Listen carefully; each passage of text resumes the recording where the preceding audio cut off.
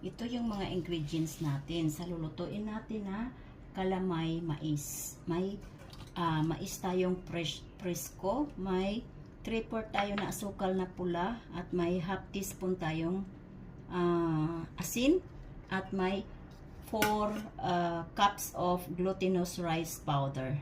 Okay?